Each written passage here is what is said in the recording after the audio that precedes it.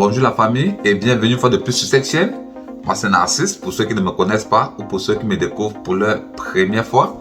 C'est toujours un immense plaisir pour moi de vous retrouver une fois de plus sur cette chaîne.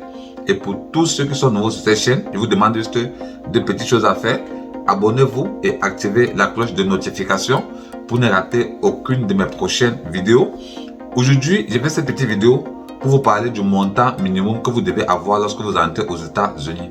Parce que je reçois un peu beaucoup de questions de certains de mes abonnés me demandant quel est le montant minimum pour entrer et quel est le montant minimum à avoir lorsque nous voyageons vers les États-Unis.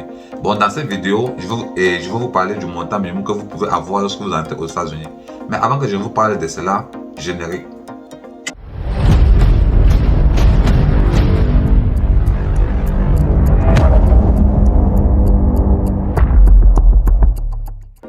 Bonjour la famille. Aujourd'hui, je fais cette petite vidéo pour vous parler du montant minimum que vous devez avoir en venant aux États-Unis. Parce que je reçois un peu beaucoup de questions de mes abonnés me demandant quel est le montant minimum qu'ils doivent avoir en venant aux États-Unis. C'est de quoi nous allons parler dans cette vidéo aujourd'hui. En ce qui concerne le montant minimum pour venir aux États-Unis, laissez-moi vous dire qu'il n'y a pas un montant minimum fixe.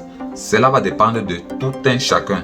Si vous avez assez d'argent pour venir avec aux États-Unis, c'est une bonne chose, venez avec, cela va toujours vous aider. Et si vous n'en avez pas, venez avec le peu que vous avez pu avoir. Ne vous endettez pas parce qu'il faut venir avec de l'argent aux États-Unis. Je ne vous conseille pas de faire cela. Venez avec le peu que vous avez pu avoir. Laissez-moi vous parler de moi et de combien je suis venu avec aux États-Unis. Moi, quand j'entrais aux États-Unis, j'avais moins de 150 $. Bon, pour être bref et avec les chiffres, moi quand j'entrais aux États-Unis, j'avais 120 $ dans mes poches. Je vous dis bien, j'avais capital intérêt 120 $ quand je suis entré aux États-Unis. Et une fois aux États-Unis, mon oncle m'a accueilli et rapidement il m'a aidé à obtenir tous mes papiers. Et c'est ce que je vous conseille toujours. Une fois que vous êtes entré aux États-Unis, faites tout et tout pour avoir vos papiers le plus tôt possible. Bon, je continue avec moi.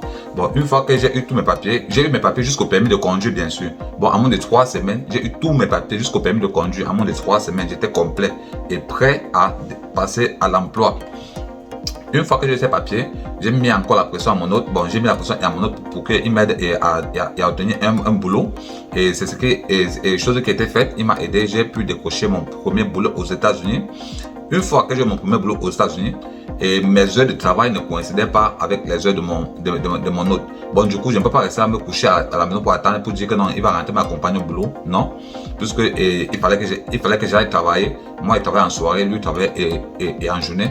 Et je ne peux pas me coucher pour l'attendre, quoi. C'est là maintenant que j'ai fait appel à mes 120 $. Je vous dis bien, à cet instant maintenant, j'ai fait appel à mes 120 $ puisqu'il fallait que j'aille au boulot et je n'avais pas de véhicule. Là maintenant, il fallait que je paye maintenant le bus, bien sûr. Bon, il fallait que je sorte chaque soir là, puisque je commençais le boulot et à partir de, c'était 16 h, je ne me trompe pas. Bon, il fallait que je sorte à 16 h pour prendre le bus pour aller au boulot. Et laissez-moi vous dire que les gars, il faisait froid. Je vous assure, il faisait froid là dehors et je n'avais pas le choix. Bon, tu sors là, comme ça, tu te places et à l'arrêt bus, tu attends, le froid te touche correctement. Et parfois le bus, et même pas que parfois, et le bus arrive, un trajet peut-être que tu vois en véhicule, bon, que le véhicule doit faire normalement 30 minutes, le bus fait pratiquement 1h30. Je vous dis qu'un trajet de 30 minutes en voiture, le bus fait 1h30 en route. C'était pénible, les gars. Par contre, celui qui vient avec son argent, dès qu'il arrive aux États-Unis, son autre l'accueille, son autre lui fait avoir ses papiers. Une fois qu'il a ses papiers, jusqu'à son permis de conduire, la prochaine étape, il va faire quoi? Il va se rendre et à son que gars, aide-moi à avoir une petite caisse, bon, une petite voiture. Là maintenant, dès que son autre va l'aider à avoir une petite voiture, la prochaine étape c'est chercher son boulot. Dès qu'il va découvrir son boulot maintenant, il est tranquille, il ne doit pas avoir ce problème de se placer sur le froid là comme moi j'ai eu, quoi. Il ne doit pas se placer sur le froid pour attendre le bus. Dès que son heure de boulot va arriver, il va entrer dans son véhicule, il va démarrer, il va aller au boulot. Bon, c'est le petit avantage que ceux qui viennent avec de l'argent ont, puisqu'ils ne connaissent pas comment on prend le bus. Par contre, moi je suis passé par là. Et je vais encore dire à mes frères qui n'ont pas d'argent que si vous n'avez pas d'argent, faites comme moi, les gars. Si j'ai pu faire ça, vous pouvez le faire. Ce n'est pas chiant.